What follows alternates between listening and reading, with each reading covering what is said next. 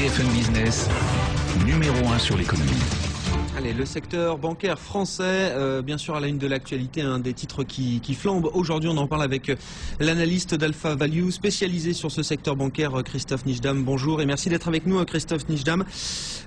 Juste déjà un mot sur le chiffre qui a été avancé, là, 8,8 milliards d'euros de fonds propres nécessaires pour les banques françaises, la Générale, BNP et BPCE. Qu'est-ce qu'il y a selon vous là dans ce chiffre d'un peu moins de 9 milliards? Qu'est-ce qu'il y a? Il n'y a d'abord pas de mauvaise surprise, et puis il y a deux composantes. La première composante qui est relative donc à la dette souveraine, qui dans les 8,8 milliards pèse pour 3,6 milliards d'euros. C'est d'une part, disons, l'abandon de créances à hauteur de 50% sur la Grèce, et puis le mark-to-market pour les autres pays. Ensuite, la deuxième composante dans les 8,8 milliards, c'est 5,3 milliards qui correspond au fait d'accélérer le calendrier de Bâle III qui était prévu pour le 1er janvier 2019 à la mi-2012 et de relever son niveau qui était de 7% à 9%. Ouais. Donc c'est 9% de ratio Core Tier 1, de ratio de solvabilité, de ratio de fonds propres dur par rapport aux engagements, Christophe Nijdam, qu'il faudra atteindre à horizon mi-2012, ça se fera dans les conditions de Bâle 3. De Bâle 2,5, pour Bâle être 2,5. le plus précis. Il y a un petit passage intermédiaire. Oui. Bon. Les banques françaises là, ont toutes communiqué sur le fait qu'elles n'auraient pas besoin de fonds publics pour se recapitaliser, renforcer leurs fonds propres. Ça vous paraît une évidence, vous aussi, Christophe Nijdam, et comment est-ce qu'elles vont s'y prendre selon vous? Oui, alors je veux dire, le montant est entre guillemets dérisoire. Hein. Si on regarde par exemple les résultats de l'année dernière, ça représente tout juste 53% du bénéfice agrégé des 4 banques. Si on regarde les semestriels, donc le premier semestre 2011, ça représente 91%. Si on regarde les capitaux propres agrégés de ces 4 banques, ça ne représente que 4%.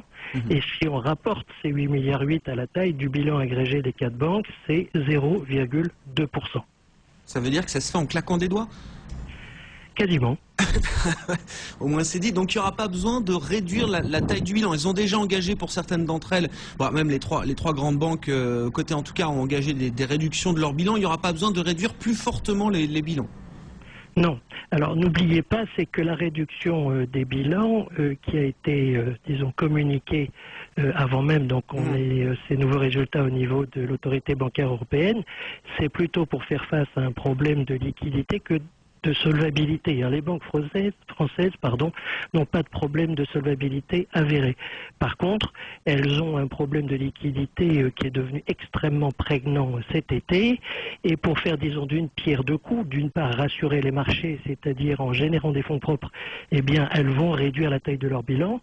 Mais la réduction du bilan à l'euro près va permettre aussi de résoudre l'impasse de trésorerie qu'elles ont depuis cet été.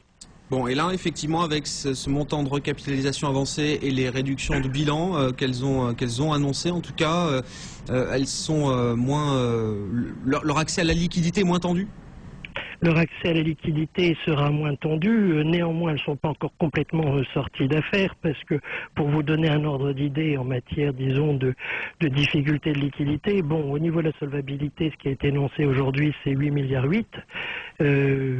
Ce mois-ci, les banques françaises ont recours à l'abreuvoir de la BCE à hauteur de 87 milliards. Donc le problème de la liquidité, en termes de montant absolu, il est à peu près de 10 fois le problème de solvabilité qui n'en était pas un. Bon, juste le Crédit Agricole, là vous êtes surpris qu'il n'y ait pas de fonds propres supplémentaires nécessaires pour le Crédit Agricole, Christophe Nijdam? Non, pas du tout.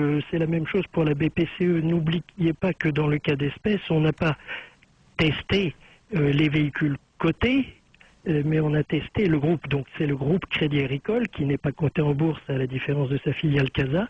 Et lui, le groupe, dispose de capitaux propres excédentaires.